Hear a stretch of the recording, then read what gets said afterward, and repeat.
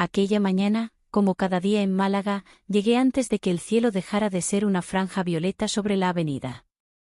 Subí la persiana del Club Atlántida, pulsé los interruptores y la sala principal se encendió por filas, como un escenario a punto de empezar función. El olor a desinfectante suave se mezclaba con el rumor del mar, 2 calles más abajo, y con el café que la cafetera empezó a preparar en recepción. Me puse el uniforme, vestido tubo azul marino con cuello barco, medias finas color marfil y mocasines blancos de suela blanda, encima, una chaqueta de punto crema. Me abroché un brazalete de acero en la muñeca, mi pequeño ritual, y peiné el moño hasta dejarlo sin un solo cabello suelto. Nada extravagante, todo limpio. Si alguien me miraba, debía ver a una mujer organizada; si miraba por dentro, descubriría a una guardia nocturna sin relevo. Los primeros socios llegaron con esa puntualidad andaluza que, entre bromas, siempre es puntual. En recepción alineé los abonos por orden alfabético, coloqué una cesta con naranjas de Coín y revisé que las toallas con franja azul estuvieran dobladas como azulejos. Marta Larios, de las de siempre, sonrisa directa, me pidió su toalla favorita y, al mirarme, soltó como quien comenta la humedad: «Tienes los ojos cansados, niña». De esos que piden vacaciones desde febrero.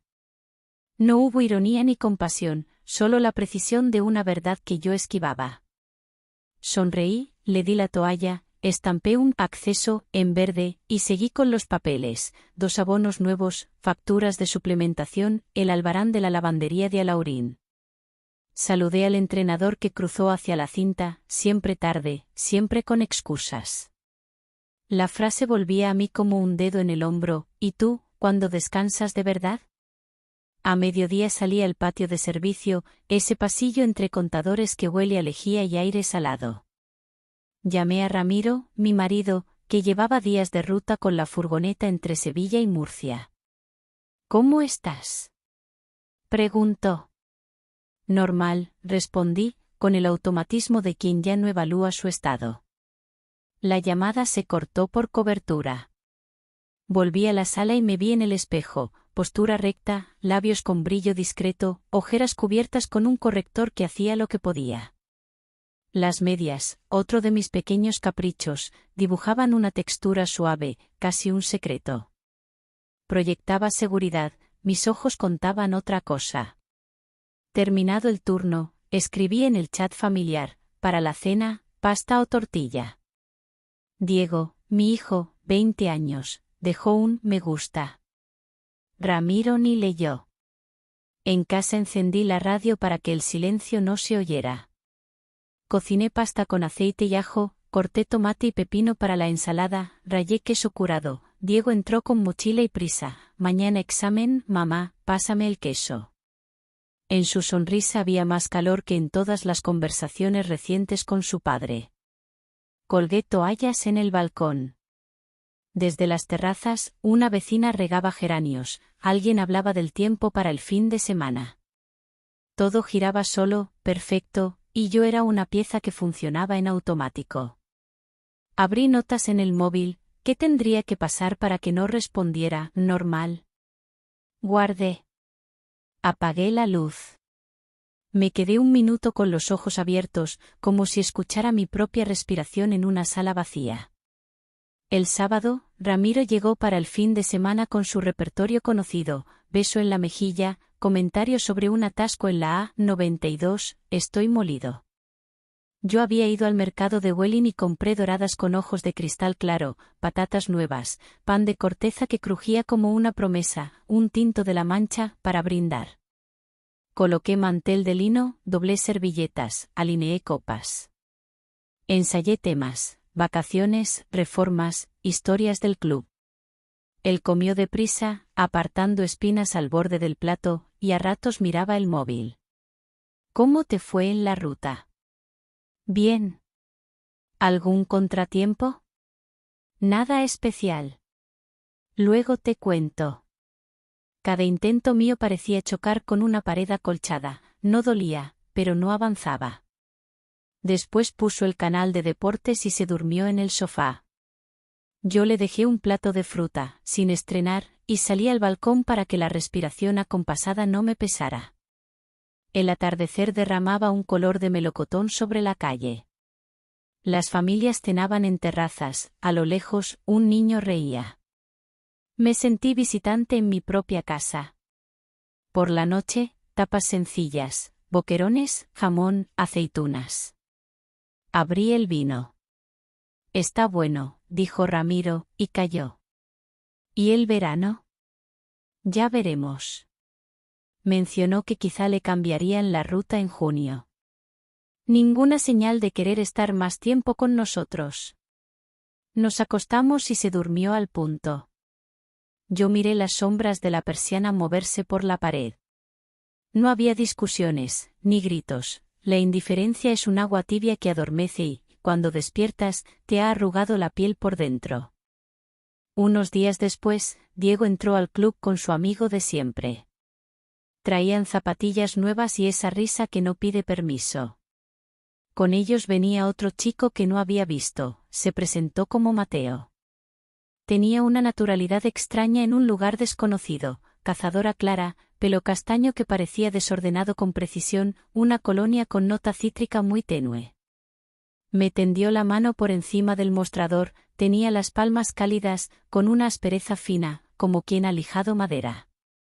Es más interesante hablar con usted que con las chicas de mi edad, bromeó, sin empujar el chiste. Le respondí profesional, con una media sonrisa. El reglamento del club dice que en recepción hablamos lo justo. Una pena, dijo, sin ofensa. Se fue a la sala, y me descubrí buscándolo en el espejo grande que tenemos frente a las elípticas. No había vanidad en su forma de entrenar, tenía un tempo concentrado, casi silencioso. De vez en cuando, o eso quise creer, su mirada regresaba a mí. Yo bajaba la vista a un papel cualquiera, como si una ficha de Sánchez, Paula, pudiera ser urgentísima. Sentí el nudo de la bufanda muy apretado, ajusté la hebilla del mocasín, la media me recordó que bajo el uniforme yo seguía siendo piel. Todo perfectamente apto para un horario infantil, pero dentro de mí se encendió una lámpara de lectura. Al terminar, se despidieron los tres. Mateo tardó un segundo más. Hasta pronto, dijo, y se fue con ellos. Nada más. Pero mis oídos guardaron el pronto como un talismán mínimo. Esa noche, Diego estuvo amable, incluso comunicativo, un profesor que habla demasiado, un problema de cálculo que al final no era tan grave. Reímos con algo del noticiero. Me acosté tarde, escuchando a mi hijo pasar páginas al otro lado de la pared. No concilié el sueño enseguida, me quedé pensando en un uniforme que nunca llegué a vestir, blazer, falda, maleta de cabina con ruedas firmes, y en un embarque que siempre se pospone.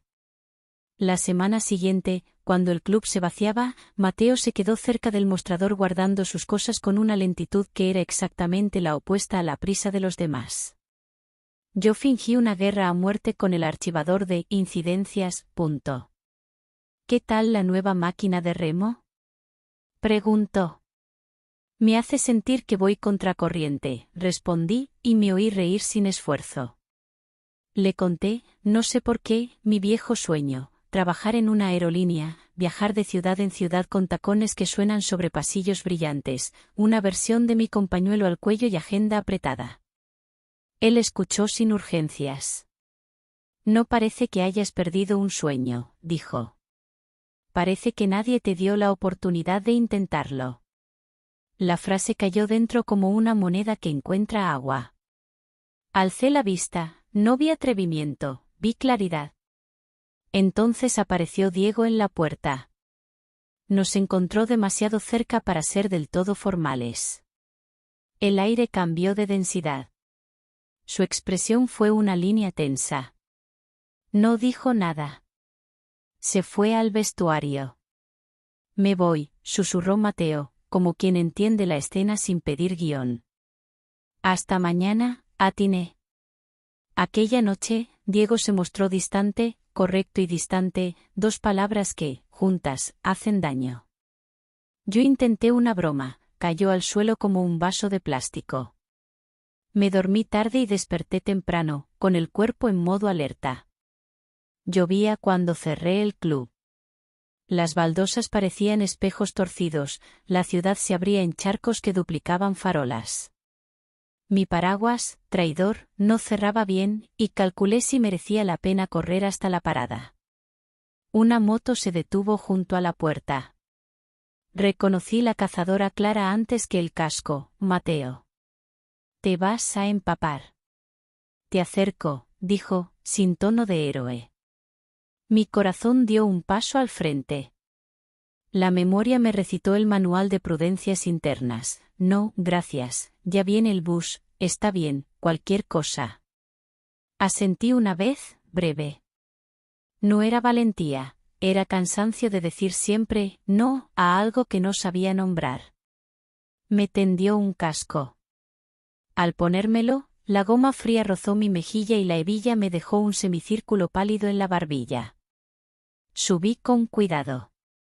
Le rodeé la cintura con una distancia educada, los dedos solo apoyados en la cazadora, y aún así, sentí un latido distinto, no en mí, sino en la idea de moverme sin dar explicaciones. A cada giro, la ciudad cambiaba de plano, la alameda susurrando, un grafiti que decía, vive, los toldos de una panadería chorreando lluvia. Reí en voz baja, apta para todas las edades, mitad por el miedo, mitad por la sensación de libertad provisional. Mis medias húmedas, mi fetiche más inocente, se volvieron seda fría, el brazalete de acero, helado en la muñeca, el vestido tuvo un mapa de gotas que no enseñaba nada y lo sugería todo sin enseñar nada. Paró bajo mi portal. El motor se fue vaciando como un suspiro obsesivo hasta quedar en silencio. Me quitó el casco despacio para no enganchar el moño. Sus dedos, sin tocar mi piel directamente, buscaron el broche, yo incliné la cabeza lo justo para facilitarle la hebilla, como si hiciéramos una coreografía aprendida sin ensayos. Nada más. No hubo beso, ni palabras mayores. Solo una cercanía atenta, prudente, perfectamente publicable en cualquier horario. Gracias, dije, y sonó demasiado íntimo para una palabra tan común. De nada. Llega a casa y seca esas medias, bromeó, mirando al suelo. Serás, te am calcetín, un día y verás. Jamás, respondí con una seriedad de teatro. Hay cosas que son un principio. Reímos. Levanté la mano en un gesto mínimo. Se marchó. Me quedé un momento en el zaguán, con el casco todavía entre las manos, notando el peso exacto de mis decisiones pequeñas. Subí en ascensor. El piso estaba en semipenumbra. Pensé que Diego dormiría. Me cambié, preparé un té de manzanilla que no llegué a beber. Puse las medias a secar sobre el radiador, la rutina hecha calma, y dejé los mocasines al lado, con la punta hacia la pared, como siempre. Escribí en el móvil, he cruzado una frontera silenciosa. Sigue siendo silencio, pero frontera. Guardé el teléfono en el cajón. A la mañana siguiente, nada había cambiado y todo estaba distinto. Volví al club, revisé taquillas, comprobé existencias de gel, pegué un cartel nuevo de normas de sala. Si hubiera un medidor externo, diría que mi vida estaba idéntica. Dentro, había una frase nueva latiendo bajo la superficie: no quiero seguir viviendo en piloto automático. La repetí mentalmente mientras Marta pedía la toalla azul y un señor mayor preguntaba por la clase de estiramientos. Cuando me quedé sola un minuto, me toqué la muñeca, el brazalete estaba tibio. Hubo un destello de decisión, no un fuego. Una brasa. Por la tarde, cuando la lluvia amenazó otra vez, cerré la oficina y apagué la lámpara de mesa que siempre deja un círculo cálido sobre el buro. Mi reflejo en el cristal de la puerta me devolvió una mujer pulcra, sin dramas. Me pregunté si la felicidad, cuando llegue, sabrá abrir un interruptor sin fundir la casa. Esa semana empecé a quedarme un poco más después del cierre, inventario, hojas, la auditoría trimestral. No por verlo, me convencí, sino por sentir que aún podía decidir un pequeño margen de mi horario. Con conveniente sincronía, Mateo aparecía a veces porque se dejó una botella o se le cayó un recibo. Nos sentábamos en la sala de estiramientos, donde la luz es cálida y la música un hilo. Hablábamos de trivialidades, su facultad, una película en el Albéniz, un puesto de espeto menos concurrido en la Misericordia. Yo confesaba aficiones inofensivas, colecciono guantes finos, de encaje, de piel, y zapatos con pulsera al tobillo, los domingos me pongo un vestido rojo solo para cocinar. Él hacía bromas suaves. Todo correcto, todo de manual de convivencia para menores. Pero entre frase y frase, yo respiraba mejor. A veces, al despedirse, levantaba la mano y yo respondía igual, en ese gesto mínimo cabía mi día entero. Una tarde, cuando ya no quedaba casi nadie, escuché la puerta de vestuarios cerrarse con un golpe seco. Diego cruzó el pasillo sin mirarme. Sus pasos eran precisos, como si cada uno fuese un titular. Quise detenerlo con una pregunta simple: ¿qué tal el examen? No era un buen momento para preguntas obvias. Se encerró en su cuarto esa noche sin cena compartida. Yo me quedé en la cocina, pelando una naranja sin prisa, viendo cómo la piel salía en espiral perfecta. Pensé que ojalá mis días pudieran pelarse igual, sin cortes, sin desperdicio, con una línea continua. Antes de dormir, el móvil vibró. Ramiro. Llego el sábado temprano. Tengo algo que contarte. Me quedé un rato con el mensaje abierto. Lo cerré. Apagué la luz. La ciudad, detrás de la persiana, parecía un auditorio en silencio. Y yo, por primera vez en muchos meses, no me sentí un mueble más. No hubo beso, no hubo nada que no pudiera ver un adolescente en horario protegido. Pero, sin estridencias, supe que el vuelo había empezado a rodar hacia la pista. El sábado siguiente, Ramiro regresó antes de lo habitual. Traía bajo el brazo un jamón pequeño que un cliente le había regalado, y en el bolsillo un optimismo que hacía meses no veía. Se dejó caer en la silla del comedor, dijo que había pensado mucho en nosotros durante la carretera y que quizá había llegado el momento de comprar una casita en las afueras, con huerto y limoneros, donde pasar los fines de semana. Lo escuché hablar de cultivos, de aire limpio, de silencio de campo. Sus ojos brillaban de entusiasmo. Yo sonreía, asentía, comentaba detalles, qué bonito sería plantar tomates, pero por dentro me sentía desconectada, como si estuviera escuchando el relato de un futuro ajeno, sin mi nombre en los planos. Mientras él hablaba, yo pensaba en el círculo amarillo de la lámpara de la oficina del club, en el casco que aún tenía la marca de mi mejilla, en la libertad absurda de una moto bajo la lluvia.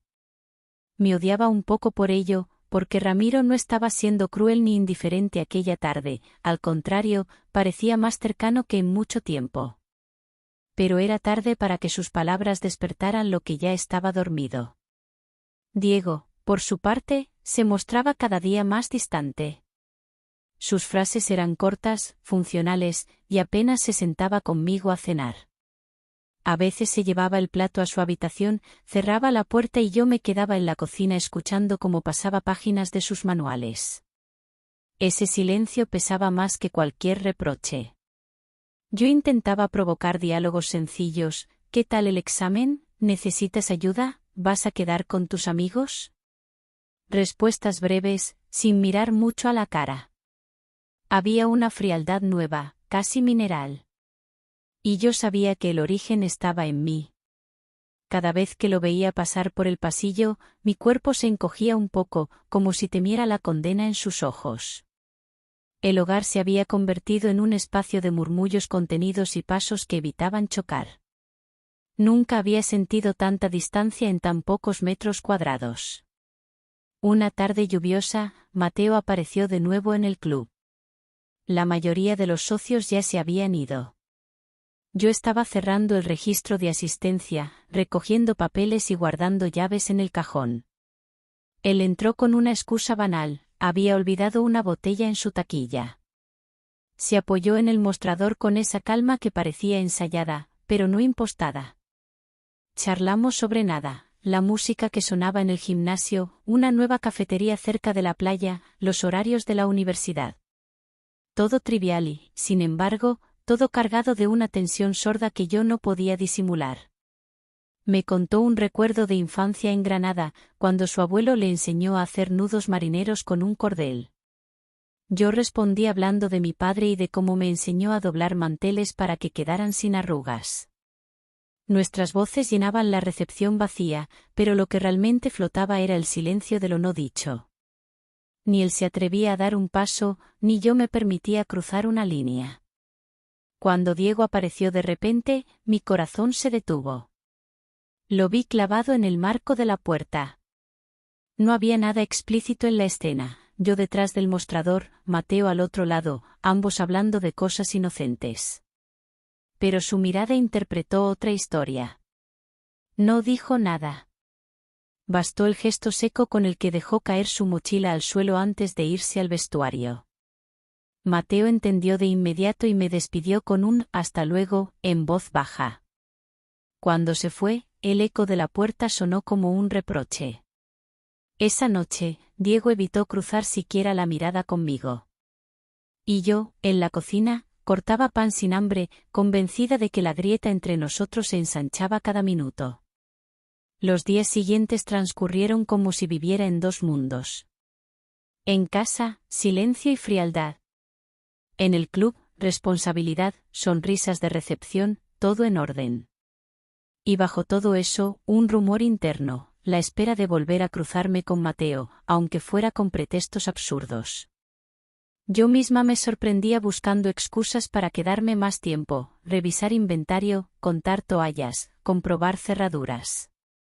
Y él, como si supiera leer mi calendario, aparecía en esos momentos con una excusa igual de endeble. Nos sentábamos en la sala de estiramientos, donde la luz cálida y la música baja creaban una burbuja discreta. Yo hablaba de mis costumbres pequeñas, mi colección de guantes finos, mis zapatos con pulsera al tobillo que casi nunca uso, los vestidos rojos que me pongo solo en casa. Él escuchaba con atención, a veces con una sonrisa que no era irónica, sino genuina. Nada en nuestras palabras era prohibido, pero lo que flotaba en el aire sí lo era. Y aún así, me sentía más viva en esas conversaciones que en cualquier comida de domingo en casa. Una noche, al cerrar el club, sonó mi teléfono. El nombre de Mateo apareció en la pantalla. Contesté sin pensarlo, con un sí que me salió demasiado directo. Y justo en ese instante vi la puerta del cuarto de Diego entornada. Salió con un vaso de agua en la mano, me miró y supo de inmediato que aquella llamada no era lo que yo fingía. Intenté disimular, un cliente que pide clase extra. Mi voz temblaba. Mi mentira sonaba hueca incluso para mí. Diego no dijo nada. Dejó el vaso en la mesa y se encerró en su cuarto. Ese silencio fue una sentencia más dura que cualquier discusión. Aquella noche apenas dormí. Me quedé sentada en la penumbra del salón, tocando la superficie fría de la mesa y recordando que cada paso mío abría una grieta más profunda en la casa.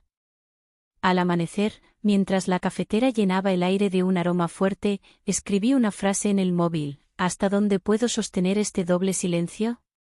Y la guardé, como quien guarda un cuchillo en un cajón, sabiendo que tarde o temprano habrá que abrirlo. El domingo amaneció con un cielo plomizo. Desde mi ventana veía cómo las palmeras de la avenida se mecían con un viento salado, y el rumor del mar llegaba hasta la cocina como un murmullo constante. Me levanté más temprano de lo habitual, preparé café en la cafetera italiana, puse a tostar pan con aceite y tomate, y abrí las ventanas para ventilar el piso. El olor a desayuno fresco se mezclaba con la brisa húmeda. Quería crear un ambiente cálido, como si eso bastara para reconstruir lo que se estaba rompiendo en casa. Diego no salió de su cuarto hasta tarde. Cuando lo hizo, apenas cruzó un «buenos días», sin mirarme. Se sirvió café, dejó que la taza tintineara sobre el plato y volvió a encerrarse en su habitación. El golpe seco de la puerta me hizo estremecer. Quise seguirlo, preguntar, insistir. Pero había algo en su gesto que me frenó, un muro de silencio, de esos que ni siquiera se derriban con lágrimas. Sentí que la distancia entre nosotros crecía a pasos agigantados y que mi papel de madre se desmoronaba sin remedio. Ese mismo día, a media mañana, recibí un mensaje en el móvil. ¿Tienes una hora para un café? Era de Mateo. Me quedé mirando esas palabras más tiempo del necesario, como si fueran una llave peligrosa. Podía contestar no y mi domingo habría seguido igual, preparar el almuerzo, una llamada breve de Ramiro desde la carretera, otro día sin sobresaltos. Pero mis dedos escribieron un sí. Para justificar mi ausencia, llamé a Ramiro y le dije que Carmen, mi amiga de la infancia, me había pedido ayuda con unas compras. Él respondió con su habitual indiferencia, vale, cuídate. Y colgó sin más.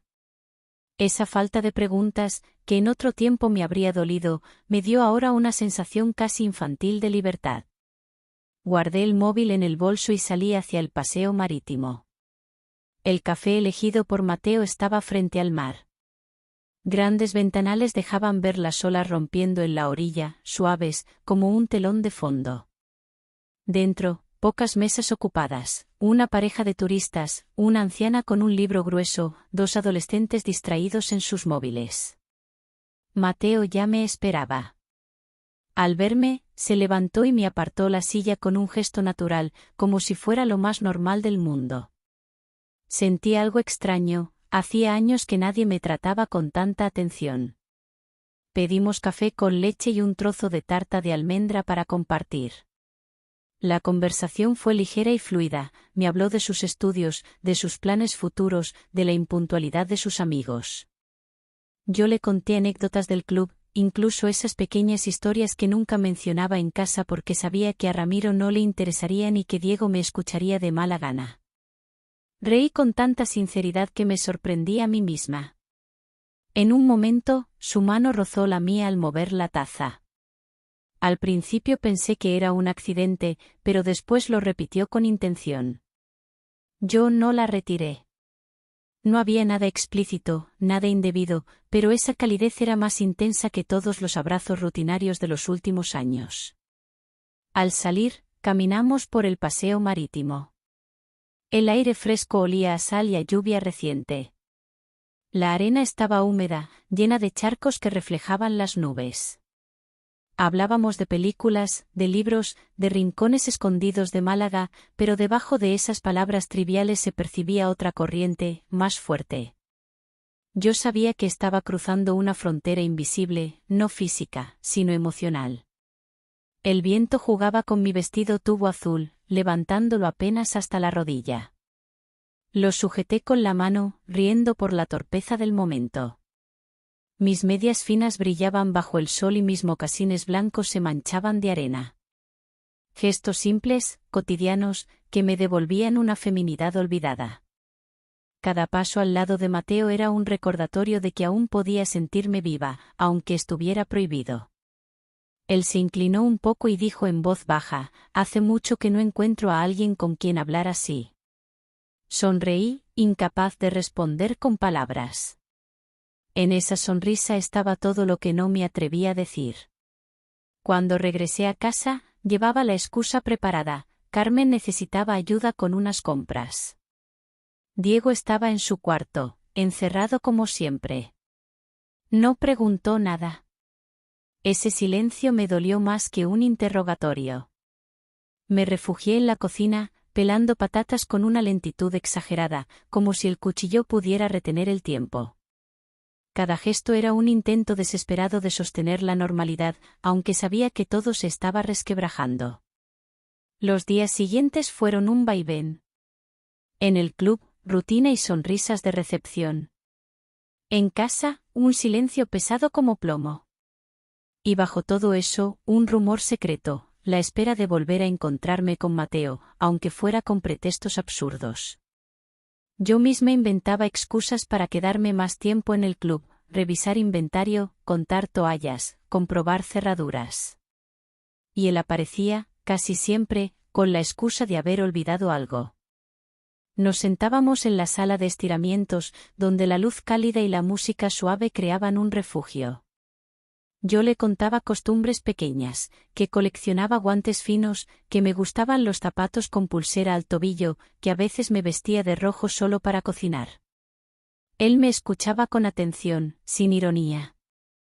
Esas conversaciones eran aparentemente inocentes, pero para mí eran un bálsamo. En ellas encontraba más calor que en todas las cenas familiares de los últimos años. Una tarde, el gimnasio se vació antes de lo habitual. Yo estaba en la oficina pequeña, cerrando papeles con la lámpara encendida. Mateo entró con una botella en la mano, diciendo que la había olvidado. Nos quedamos hablando de cosas sin importancia, pero estábamos demasiado cerca. El aire estaba cargado de tensión. De pronto, la puerta se abrió. Era Diego. Se quedó quieto, con la mochila colgando de un hombro. No había nada comprometedor, yo detrás de la mesa, Mateo frente a mí. Pero la cercanía, las miradas, lo decían todo. La expresión de mi hijo fue un puñal, ira contenida, decepción, dolor. No dijo una sola palabra.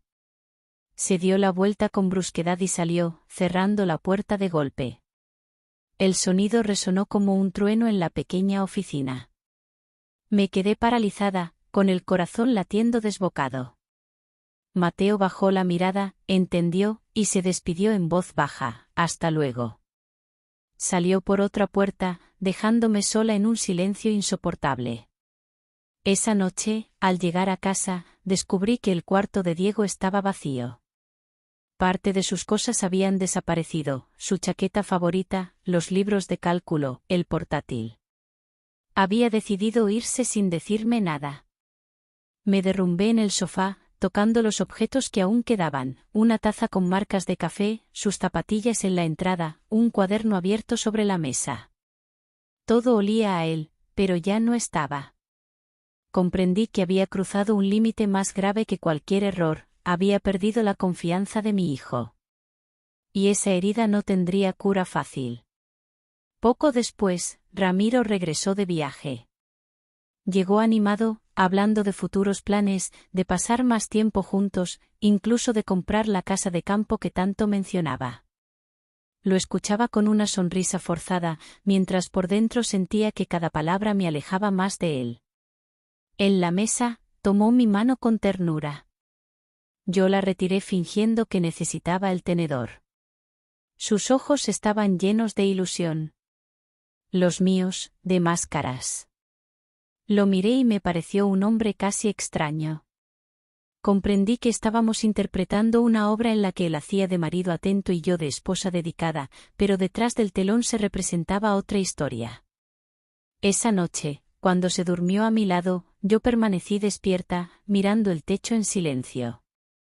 Cada gesto mío como esposa era una mentira, y esas mentiras me asfixiaban más que cualquier reproche. El lunes amaneció con un cielo limpio, pero en mi interior todo seguía nublado. La ausencia de Diego se sentía en cada rincón del piso, la mesa del comedor con un solo plato, el perchero vacío de su chaqueta, el pasillo silencioso sin el eco de su puerta cerrándose. Me movía por la casa como una sombra, tocando objetos que aún olían a él, sus cuadernos con fórmulas, un frasco de colonia casi nuevo, unos calcetines doblados con prisa. Cada cosa me gritaba lo que había perdido. Intenté llamarlo varias veces, pero no contestó. Mandé mensajes que quedaban en leído, sin respuesta. Esa indiferencia era peor que un insulto, significaba que ya no quería escucharme. Y yo sabía por qué. No necesitaba explicaciones, lo había visto todo en su mirada en el gimnasio. En el club, trataba de aparentar normalidad. Saludaba a los socios con la sonrisa habitual, ordenaba las tarjetas de abono, revisaba facturas. Pero la tensión era visible, como si llevara un cartel invisible en la frente. Cuando Mateo apareció esa tarde, mi corazón dio un vuelco. Llevaba una camiseta gris pegada al cuerpo y la piel aún húmeda de sudor. ¿Todo bien? preguntó con voz más seria que de costumbre. Sí, claro, respondí, aunque mi voz sonaba hueca. Nos quedamos un rato en la recepción, fingiendo hablar de cosas triviales, las máquinas nuevas, el horario de verano, las rutinas de los socios. Pero sus ojos lo decían todo. Sabía que algo había pasado. Al final, se acercó un poco más y, en voz baja, soltó: «No quiero ser tu secreto para siempre». Esa frase me atravesó. No era un reproche, era un ultimátum. No respondí. Solo asentí débilmente, como si así pudiera retrasar el momento de enfrentar la verdad. Esa noche, Ramiro volvió del trabajo más cansado que de costumbre. Preparé tortilla de patatas, puse la mesa con esmero, como si el orden de los cubiertos pudiera mantener unida nuestra vida. Durante la cena, él habló con entusiasmo: quería organizar un viaje en primavera, quizá a Galicia, recorrer la costa y visitar viñedos. Me tomó la mano mientras hablaba. Yo fingí escuchar, pero por dentro estaba en otro lugar. Su gesto, que antes habría sido reconfortante, me incomodaba. Solté la mano con la excusa de tomar el tenedor. Sus ojos brillaban de planes, los míos esquivaban el contacto. Lo miraba y sentía que era un actor en una obra de teatro. Y yo, su compañera de escena, repetía líneas que ya no creía. Cuando se durmió en el sofá viendo las noticias, lo observé en silencio. Su respiración tranquila, su cuerpo cansado, y yo a su lado sintiéndome ajena. Pensé que su indiferencia de los últimos años me había empujado a buscar calor en otro lado, pero ahora, irónicamente, era yo la que estaba ausente aunque permaneciera allí. Los días siguientes fueron una mezcla insoportable de rutina y tensión. Ramiro seguía con sus planes de futuro, hablaba de la casa de campo, de reformas, de viajes. Y yo, cada vez que sonreía para responder, sentía que la máscara me pesaba más. Mientras tanto, Mateo se volvía más directo. Una tarde, cuando el gimnasio quedó vacío, me buscó en el vestuario del personal. Su voz ya no tenía el tono ligero de antes: no puedo seguir viéndote a escondidas, esperando migajas de tu tiempo. Si de verdad sientes algo, demuéstralo. Me quedé sin palabras. Intenté calmarlo, decir que debía pensar, que las cosas eran complicadas, que tenía una familia. Pero sus ojos mostraban un cansancio nuevo, una decepción que se mezclaba con tristeza. No quiero ser tu sombra, repitió. Yo sabía que tenía razón. Pero tampoco podía darle lo que pedía. Me encontraba atrapada entre dos mundos: el hogar estable, aunque vacío, y esa vida secreta donde me sentía viva, aunque peligrosa. Una noche, mientras revisaba papeles en la cocina, escuché un ruido en el pasillo. Era el armario de Diego, que aún conservaba algunas de sus cosas. Me acerqué y vi que había regresado en silencio, guardando ropa en una mochila. «Hijo», susurré apenas. Levantó la mirada y sus ojos me cortaron más hondo que cualquier palabra. «No puedo vivir en la mentira», dijo en voz baja, sereno, sin rabia, pero con una firmeza implacable. Intenté acercarme, tendí la mano. Él se apartó, cerró la mochila y salió del piso sin siquiera cerrar la puerta. Su ausencia me dejó un vacío que dolía más que cualquier reproche. Sentí que lo había perdido para siempre.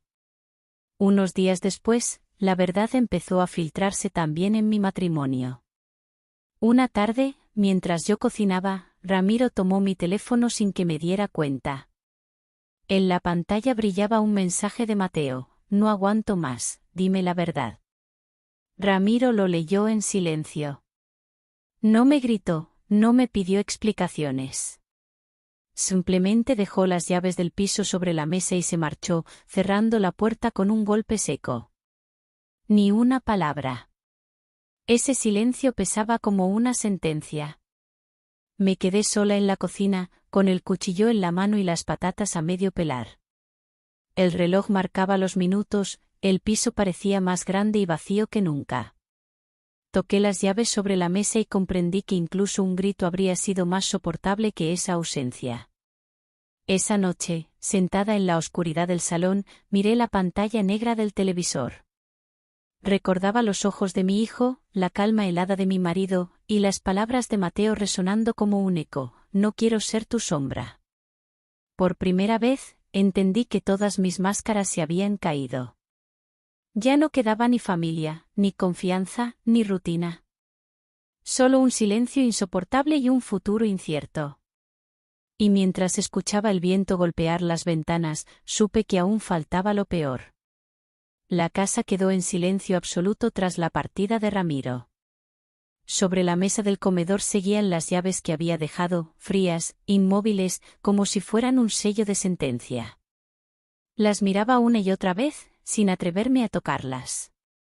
En el perchero colgaban todavía algunas camisas suyas, y cada una me recordaba la ilusión que había traído consigo cuando hablaba de la casa en el campo, de los tomates en el huerto, de un futuro que ahora se había evaporado sin rastro.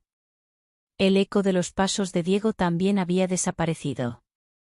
Cada rincón del piso estaba impregnado de su ausencia: el cuaderno abierto en su escritorio, un bolígrafo mordido en la tapa, las zapatillas que no alcanzó a llevarse. No había odio en su marcha, pero sí algo peor, un adiós sin palabras. Y yo, en medio de esos objetos que gritaban su ausencia, me sentía convertida en una intrusa en mi propia vida. Mateo volvió a aparecer una tarde lluviosa. Yo había terminado el turno y estaba cerrando las luces del club cuando lo vi en la puerta, con la chaqueta oscura empapada y el casco de moto en la mano. No llevaba la sonrisa de siempre. Su mirada era seria, casi dura. ¿Y ahora qué?, me preguntó sin rodeos. No supe qué decir. Quise explicarle que todo se había derrumbado, que Diego me odiaba, que Ramiro se había marchado, que mi casa estaba vacía. Pero las palabras se me atragantaban. Él me miró con una mezcla de ternura y rabia contenida. Yo no vine a destrozarte la vida, dijo con un hilo de voz. No la destrozaste tú, ya estaba rota, contesté, casi en un susurro. Se quedó en silencio unos segundos y luego asintió, como si aceptara una derrota invisible. Me tendió el casco sin decir nada más. Dudé, pero lo tomé. Monté detrás de él y la moto arrancó con un rugido que me sacudió por dentro. Recorrimos calles mojadas, estrechas, con las luces de las farolas reflejándose en el asfalto. No hablábamos. El viento frío me obligaba a aferrarme a su cintura. Sentía cada curva como un vértigo, como si estuviéramos huyendo de todo. Nos detuvimos en un mirador a las afueras de Málaga. Desde allí, la ciudad brillaba como un mar de luciérnagas.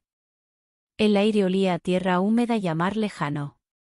Me bajé de la moto con torpeza, aún temblando, y me quedé contemplando las luces.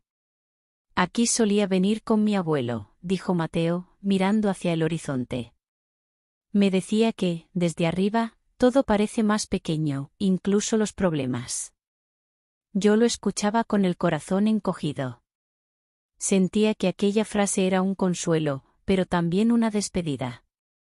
Supe en ese instante que nuestra historia no podría sostenerse mucho más. No puedo seguir así, continuó.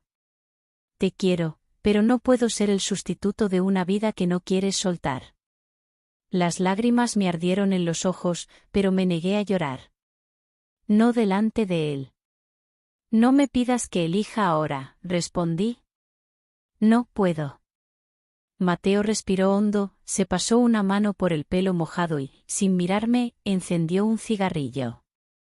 La brasa roja iluminaba fugazmente su perfil. Entonces ya has elegido, susurró. Cuando regresé a casa, el piso estaba oscuro. Dejé las llaves en el pasillo y avancé a tientas hasta el salón. En la mesa había un sobre. No tenía nombre, pero reconocí la letra de Diego. Lo abrí con las manos temblorosas. Dentro, una sola hoja escrita a lápiz. Mamá, no intentes buscarme. Necesito distancia para entender si algún día puedo perdonarte. Espero que lo entiendas. Diego. Me dejé caer en la silla con el papel entre los dedos. No había insultos, no había reproches, solo la distancia de un hijo que ya no podía confiar. Aquella noche me quedé despierta, caminando por el piso vacío. En la cocina, la radio seguía encendida con un murmullo lejano. En el balcón, las plantas que cuidaba Diego estaban secas. En el dormitorio, la cama grande parecía aún más fría sin Ramiro.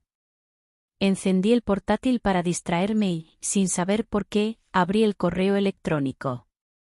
Entre mensajes de publicidad y facturas, había uno sin remitente claro, solo una dirección extraña. El asunto decía: sabemos lo que ocultas. Me quedé helada.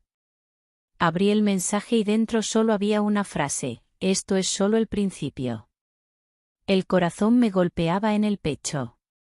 Miré alrededor, como si alguien pudiera estar observándome desde la oscuridad.